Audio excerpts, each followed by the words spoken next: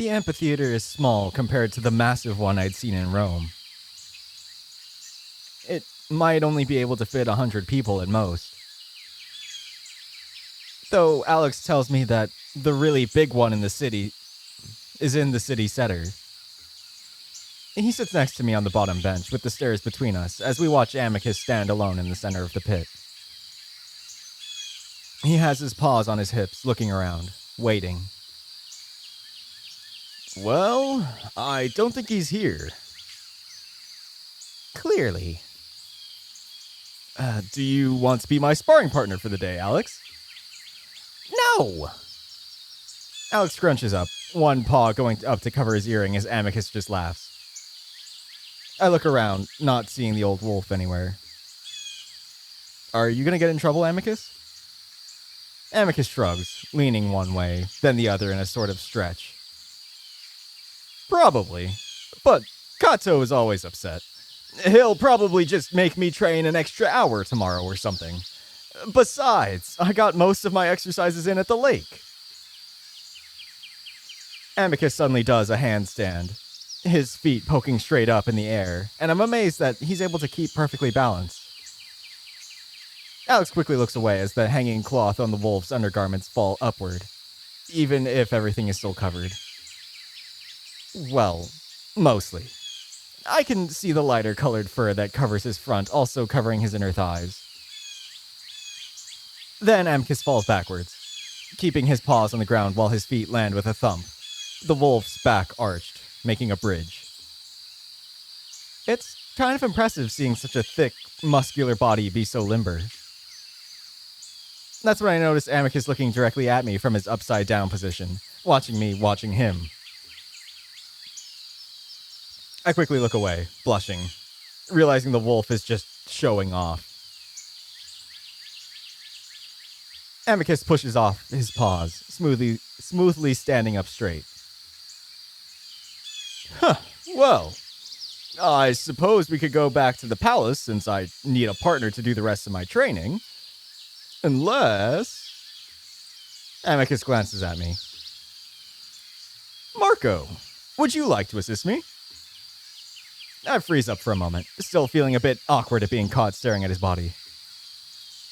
I know I can say no, but Alex is here, and I don't want to come off as a belligerent pet in front of him.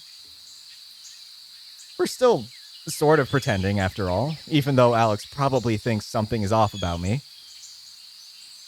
Don't worry, I'm not gonna hurt you. It would probably be the other way around, haha. Alright. I get up and stand awkwardly in front of the half-naked wolf, glad that I'm at least in my robes now. Do your people have combat sports? Yeah. Actually, there were a few where your people uplifted. Wrestling and something else where they'd basically just beat each other up. I can't remember the name of it, though. Amicus smiles.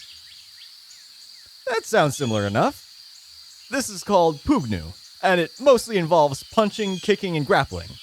The only rules are no claws, no teeth, and no going for the eyes. Or groin. Amicus smirks at me. And while sparring, we avoid striking above the neck. So, go ahead and throw some punches at me. Amicus grins and hunches down, his paws out. I look over at Alex, who watches us, a bit of a disapproving look on his face. Amicus notices. Don't mind Alex. His people are too soft for this sport. Excuse me, but we invented the grapples you use. We just grew out of it. Amicus seems to ignore the cat, circling me. Come on, don't hold back. Mostly I just want to train my reflexes. I try to shake off my timidness and move forward, throwing an awkward punch at Amicus's chest. The wolf easily slaps it away. I hope you can do better than that, Marco. I blush and put a little more effort into a quick punch at the wolf's side, which he dodges with a jump to the right. I follow him and jab at his stomach, which he blocks with an elbow. Oh, come on, you can hit harder than that. We go on for a while longer until I finally stop, huffing. Amicus comes up from his crouch. Oh, what's wrong? Tired already? I shake my head. Honestly, I just don't like throwing punches at you. It feels kinda wrong. Alex perks up. See? Marco understands. Amicus rolls his eyes. You're both soft. There's nothing wrong with a bit of sanctioned combat. In fact, I'd say it creates a more civilized... I take the opportunity to jab Amicus in the side, making the wolf grunt. Amicus turns on me with widened eyes. Oops? Amicus frowns while Alex laughs. I'll show you an oops. Amicus smirks as he ducks in, grabbing my arms and easily pinning them behind my back. Hey! Amicus growls playfully into my ear. Huh, now it's your turn to train. Try and get out of this. He leans heavily against me, using his weight to his advantage. It's clear I have no chance of getting out of the hold, but I try anyway, struggling and complaining. Amicus! I jump, and so does Amicus, the wolf immediately letting me go. The sudden lack of support almost causes me to faceplant before Amicus catches me and sets me back on my feet. I turn around and see Kato. Despite the volume and fury in his voice just moments earlier, he appears almost calm. Amicus and I stand there for a moment, breathing heavily, then Amicus bows. Good morning, Kato. I quickly follow suit, bowing low. There's a moment of silence as Kato regards us both. Afternoon, you mean? You're late. My apologies. I lost track of time at the lake. Your pet did not remind you? Is that not one of his duties? Kato's gaze snaps in my direction, and I almost jump. I don't know what to do, so I go back to bowing, wondering if I should apologize.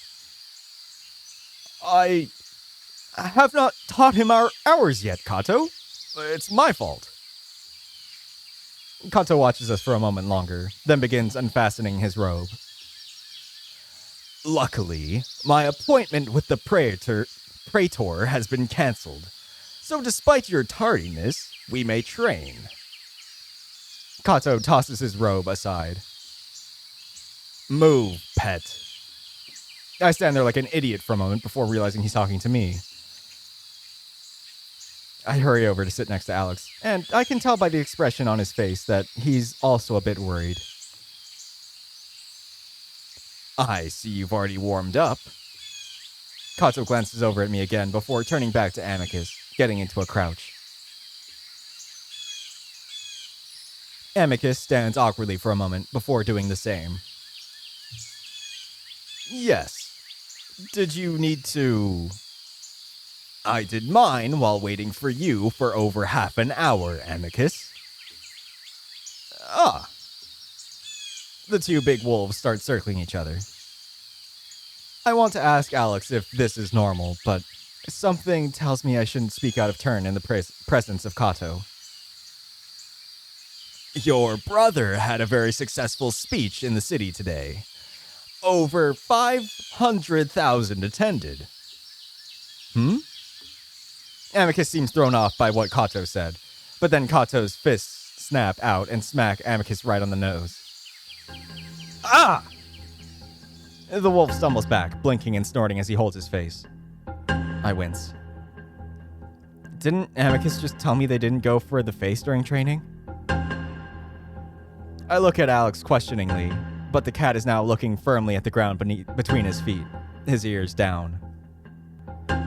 That's double his last speech, Amicus. And it rivals your father's early days as emperor. Amicus has recovered at this point, and he's got his paws back up, his teeth bared. He doesn't respond and starts circling Kato again. And this time he attacks first, throwing an elbow at Kato's face. Kato ducks it and moves to the side, smacking a fist in Amicus's back, right over the kidney. Ah! Amicus lets out a pained grunt, bending sideways and stumbling before forcing himself back into position, his teeth showing now. And while you were being a pup at the lake, Cassius was touring the countryside, and even that drew thousands. Kato throws a sudden kick at Amicus's thigh, and I look away, but I still hear the painful thwack of furry flesh on furry flesh. This isn't training. This is punishment. Stealing a ship and flying across the galaxy will only get you so far, Amicus. You win the people over, not me. Amicus bull rushes the old wolf, grabbing one of Kato's legs by the thigh, lifting it off the ground while he starts throwing vicious punches into the older wolf's face. Kato seems to become dazed, stumbling on his one foot, raising his paws to protect himself. I silently root for Amicus, wanting to see him put the old man on his ass. But then Kato's paw comes up around in a vicious slap that turns Amicus's head to the right. He drops Kato's leg, and that's when the old wolf wraps his arms around Amicus's waist, setting his shoulders in the other wolf's stomach, before actually lifting him up off the ground. I don't know exactly how much Amicus weighs, but it's probably around the same as Kato himself, and somehow the old wolf is able to carry Amicus across the pit in a rush. Alex and I dive out of the way as Kato crushes Amicus into the stairs with a thudding crunch. I look back and see Amicus folded around Kato's shoulder, making a sound like a deflating tire as his eyes bulge. After a moment, Kato finally pulls back. Amicus curls up and rolls down the few steps to the pit of the amphitheater, making a horrible groaning sound. Kato, meanwhile, straightens out his undergarments before turning to pick his robes up. Good spar, Amicus. I hope you learned something from it. I announced to the public that the trials will begin at the end of this month. Remember that your pet will be involved, so be sure that he's prepared. Kato ties on his robes as he walks away, then suddenly turns as if forgetting something, addressing the still wheezing Amicus. Oh, and your sister and her guest arrived today. She requested to see you in the Great Hall as soon as our session ended. And with that, Kato stalks off, his robes billowing in the wind. I rush to Amicus's side. Amicus, are you okay? I know that wolves are tougher than humans, but if I'd been slammed into the stairs like that, there'd be a good chance I'd never get back up. I set a hand on Amicus's back as he hugs at his middle and presses his face against the stone floor. He keeps making a strained, grunting sound, and I can see a strand of drool connecting from his lip to the ground. Alex stands next to us, nervously fidgeting with his robe. Amicus? Amicus surprises me by roughly pushing my hand away. I just lost my wind. Give me a moment. Amicus turns away from me, then rolls onto his back, his paws above his head, his breathing still irregular. But at least he is breathing now. Alex clears his throat. Amicus, do you need medical attention? Amicus takes a deep breath, then lets it out slowly. No, Alex. All right. Then I should probably take my leave. I don't know when Cassius will return. Alex, looking extremely uncomfortable, bows to both of us. Amicus, Marco, thank you for the outing. It was very relaxing. He then quickly makes his exit down the stone path, disappearing through the trees. I stand awkwardly off to the side, waiting for Amicus to recover. Some ambassador friend he is. He opens one eye, looking at me. You know, you can head back to the palace as well. I just want to make sure you're okay. I'm fine. I mean, he hit you really hard. I'm a little worried. Don't be. Go back to my room. Amicus's usually cheerful mood has completely dissipated. Well, if I'm pretending to be your pet, then I guess I'll just pretend to be worried. All right? Amicus just grunts and finally gets to his feet, wincing as he does. He straightens out his undergarments, which had twisted off to the side before walking toward the same path Alex had taken. I quickly catch up, following a few steps behind the wolf. Amicus is hunched over, walking with a light limp. I feel a wave of anger for Kato. He'd been nice to me yesterday, but now I realize that isn't typical for him. I understood the lesson he was teaching Amicus in the amphitheater, but I don't understand why it had to involve violence. Is this how the wolves normally treated each other? Fake civility with bursts of savage aggression? Was what Kato did normal? What do you mean? I mean, does he usually just beat you like that? Amicus sighs deeply. Not usually, no. It seemed a bit much.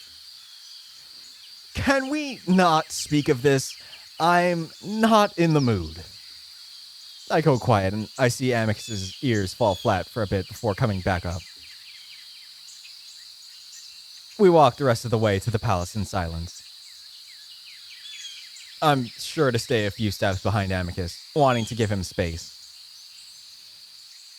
I get the feeling that while he's definitely upset about what happened, he's mostly just embarrassed that I saw it.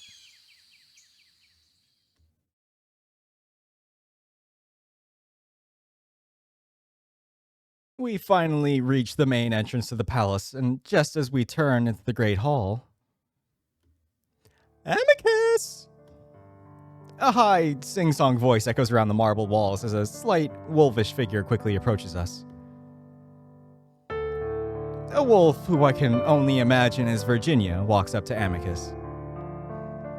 She places both paws on his shoulders and leans in, pressing the side of her face to his.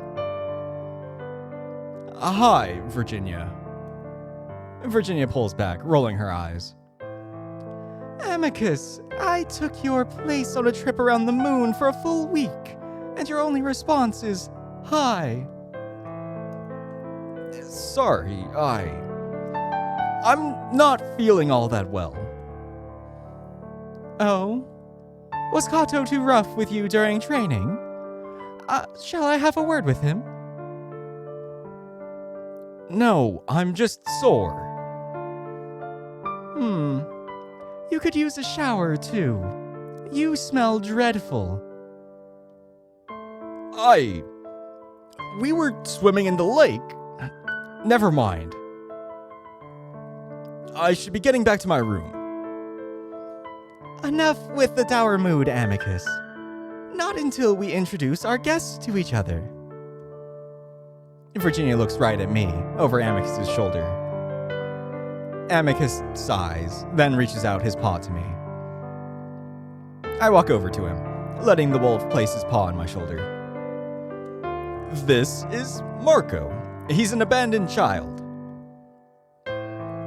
Oh, fascinating. I thought Cass was pulling my tail in his letters.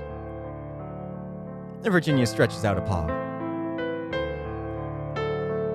I stand there awkwardly, unsure of what to do. So I reach out and take her paw in my hand. Then, after another pause, I leaned down and brushed my lips on her fur like I'd seen people do in movies. Huh, interesting. It seems they have some sort of etiquette. I stepped back, keeping my head down. A bit, yes. Now, where's the Chemian? Manners, Amicus. He's examining the murals. She turns to her right, raising her voice a bit. Neferu, could you come over and meet my brother, please? There's a moment of silence, then soft footsteps. A canine appears around the corner, his fur much darker than the wolves, almost pitch black. He's covered in gold highlights, and immediately I'm struck by how he looks. Not just because his presence is impressive, it definitely is, but mostly because he reminds me of something on Earth. Not just something, but an entire thing. A culture. As I stare, I realize that he's not looking at Amicus, but at me. I quickly look down again, not wanting to draw attention to myself. Neferu, this is my brother, Amicus. Neferu bows his head slightly in Amicus's direction. Hello. Thank you for letting me take up residence in your palace. It is indeed beautiful. It's hard to describe, but I immediately know that Neferu is speaking a different language than the wolves. It has a different feel in my brain, like a different dialect. Certainly. You'll have to excuse my appearance. I was just out combat training. Oh, I see. It must have been a rough session by the looks of it. Neferu gives Amicus a cool smile, and Amicus can only manage a grunt in response, self-consciously running a paw over his head fur. That's when Neferu turns his cool blue gaze on me. And who might you be? I open my mouth to answer, then catch myself and quickly look back down. This is Marco, my pet. He's an abandoned child. Amicus says it quickly, putting his paw on my shoulder again while gently pulling me in the direction of his room. It was wonderful meeting you, but now I must be off to my shower. Neferu offers his paw to me. I pause again, but Amicus just stares at Neferu, so I take it and do the same as I did with Virginia. Neferu lets out a soft chuckle as I let go of his paw. What a fascinating creature. Do you speak? I make sure to give a long pause, then... Little. I see. Neferu keeps his eyes fixed on me, and I have to wonder why the hell he's taken such an interest. Amicus draws me close to his side with a paw before starting to walk in the direction of the hall. If you'll excuse us, I need my pet's assistance in the showers. Pleasure meeting you. Virginia, who had been silent throughout, smiles. Don't worry, Neferu. We just caught my brother in a bad mood. Usually he's much more friendly. I can hear you, Virginia. I'm still here. So you are. Yet you said you had to be off. We shall speak more in depth in the evening, perhaps when you've stopped sulking. Amicus grunts non-committally and pulls me along towards his bedroom. As we arrive at Amicus's room, there's a cart of flatbread, vegetables, and a bowl of sauce sitting outside the door. I've come to realize that there are two main meals in the day, breakfast and dinner, with a sort of midday snack in between. Amicus grabs the cart and shoves it into the room toward the sofa, almost rattling the contents of the floor. Then, without a word, he heads straight to the shower, leaving me to sit on the couch while I frown at the door. At first, I think about calling him out of his bad mood when he comes back out, but maybe go on about how I didn't ask to be here and him being an ass only makes it worse. But then I start to realize that maybe I wouldn't be so happy myself if I'd gotten my ass kicked in front of my friends. I spend the next 15 minutes or so spreading the orange-colored sauce on the flatbread before sprinkling the vegetables on top and rolling it into a wrap. Why does that take 15 minutes? Whatever. It's good, and the sauce is one of the first spicy things I've experienced on this moon. Then Amicus comes back out, looking particularly fluffy. I'm about to ask if he wants to get brushed, but he just falls back into his bed with a groan. You all right? Never better. A few of the chopped peppers fall out of my wrap onto the sofa, and I quickly pick them back up and set them on the cart. This is actually really good. I was starting to worry that you guys didn't have any food with actual flavor here. You know, the country where you guys uplifted, Italy, it's known for its food. Actually, before you, took me, I had this trip planned to go to Naples, which is a few hours outside of Rome, just to try the pizza. Do you have pizza here? Amicus gazes at me with a frown. I wonder if he understood a single thing I said. No. Oh, well, it's sort of like this if I'd kept it flat and we baked it. Anyway, you want some? I hold up my wrap with a smile. Amicus glares. I just had my guts squashed flatter than that flatbread, and you're assuming I still have an appetite. I quickly lower it.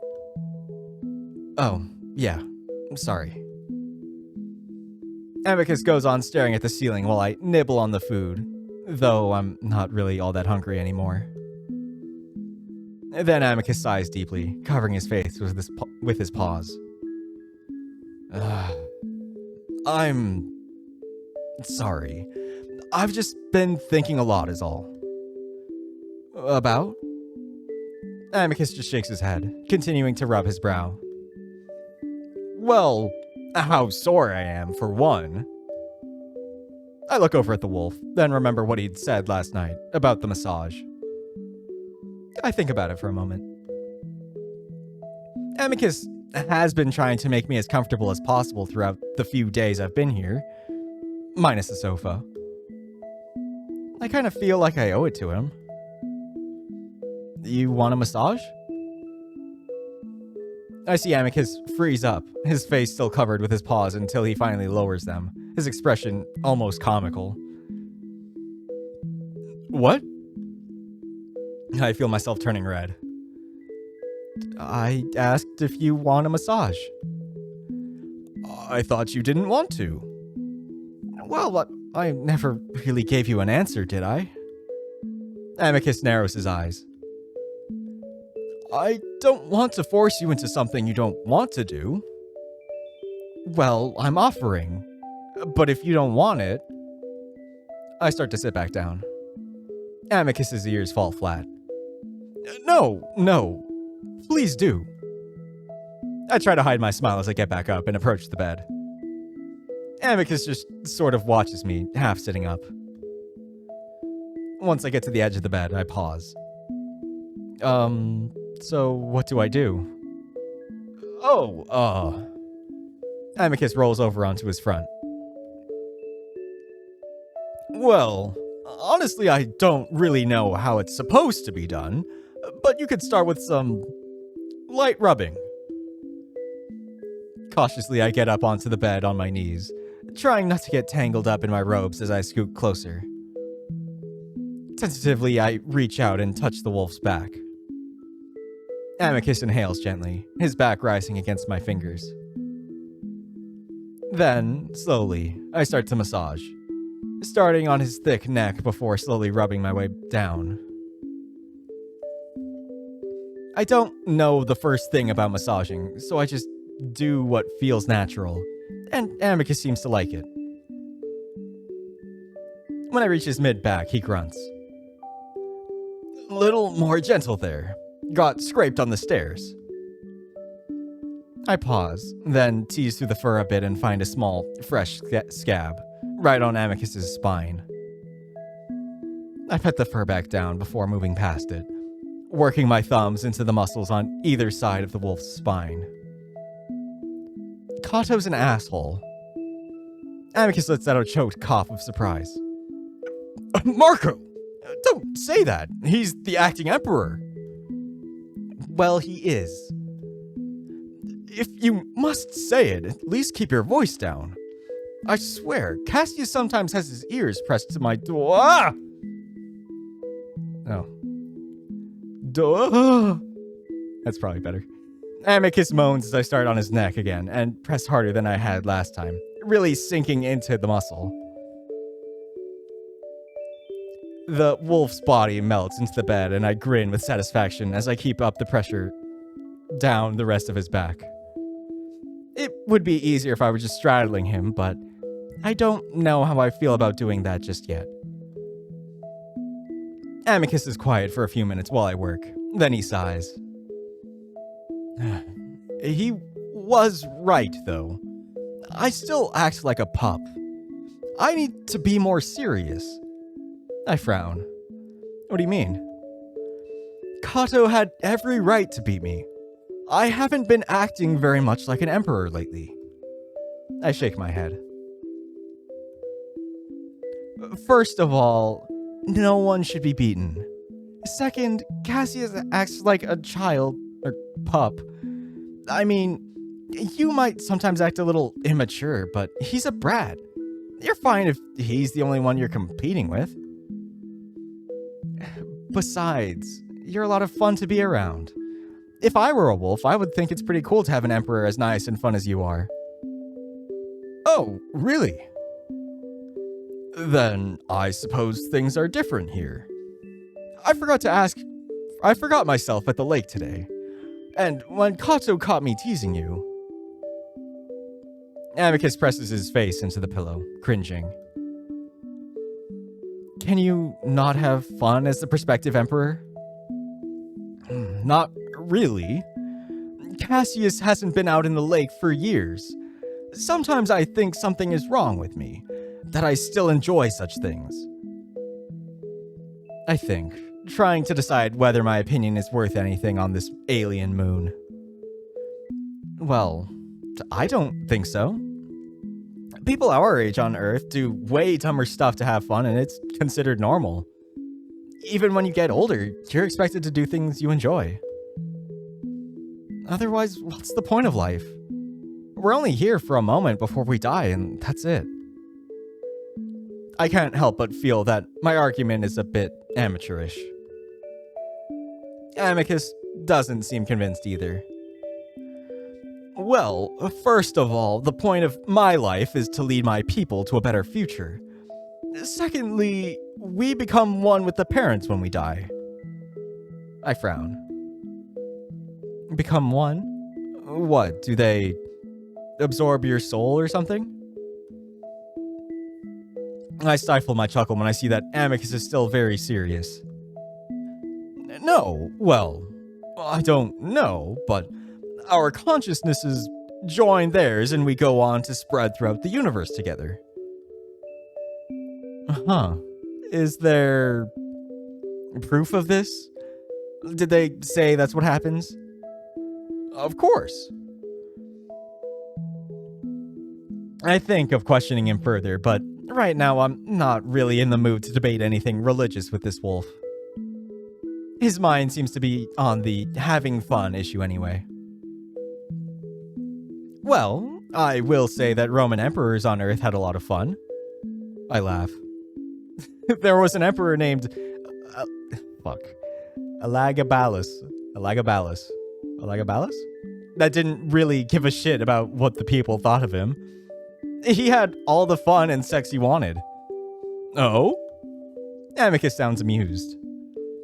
Then I wince, remembering that no one really liked Elagabalus, and he was killed along with his male lover, then his beheaded body was dragged through the streets of Rome. Well, I think balance is a good thing to have in life. Be serious when you need to be, have fun when you can. Amicus just grins again, and I go on rubbing for a while longer. Oh, So, while I was at my studies, I had some time in the library to myself. I found this primate species in the general vicinity of your star. They were part of a failed uplift and look generally similar to you. A lot hairier, but I don't think anyone will notice. The name they have for themselves isn't pronounceable by us, but we name them the Semanians. So if anyone asks you what you are, tell them that. Oh, okay. I repeat the word in my head, trying to memorize it. Also, I would recommend avoiding that Kemian. I didn't like the looks of him. Why not? I don't know, but his demeanor was rather rude. I've heard they are an arrogant people, but to see it in person... I almost laugh at the hypocrisy of that statement. I'd point it out if Amicus wasn't being so grumpy right now. And the way he looked at you didn't sit well with me. Just be sure you watch out for him. I didn't really see much of a difference between Neferu and the wolves aside from appearance, but Amicus seems genuinely concerned. Alright. Amicus grunts in response, and I go on rubbing for a little while longer. Then Amicus rolls over. I pause. Amicus suddenly opens his eyes, as if realizing what he's doing. Do I do your front, too? Well, often after I get my massage, my drone rubs me. It helps me fall asleep for my afternoon naps. Rubs you where? Amicus's ears turn bright red. My belly.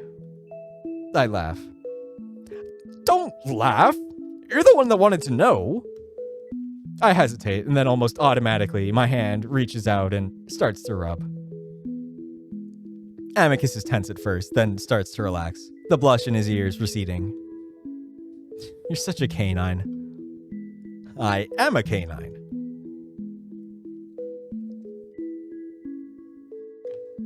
The fur, fluffy and disheveled from the shower, smooths down against the wolf's thick stomach, his belly rising and falling against my hand. In his relaxed state, his stomach is soft under the fur, and I press down a bit more firmly to really rub at it. Amicus grunts and winces a bit. Too hard? Just sore. But keep going. It feels good. As I continue to rub, his eyes close and his muzzle parts slightly. So, the trial starts soon.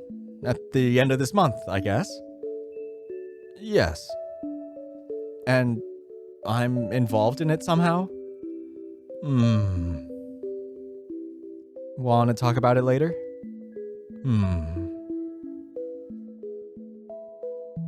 Now that I'm thinking about it, I'm getting a bit nervous. But Amicus doesn't seem to be worried, and that puts me at ease. At least a little bit. That's when I noticed the particular bulge in Amicus's undergarments. The one I'd noticed when I'd brushed him yesterday.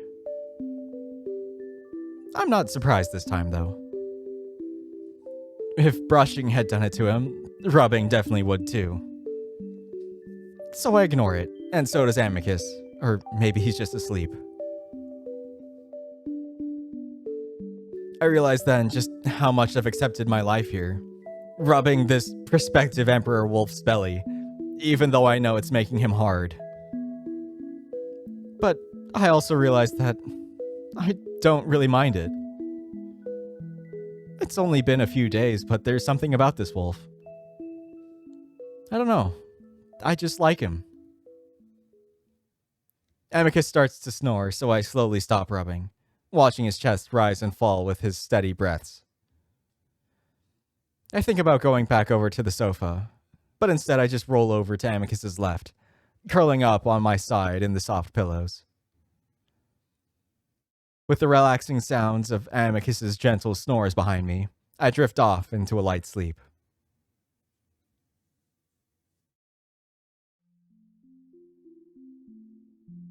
I think that's probably a good place to end this one. Nice break in the day, even, natural. So, as always, thank you all for watching. I hope you enjoyed and hope to see you next time. Bye.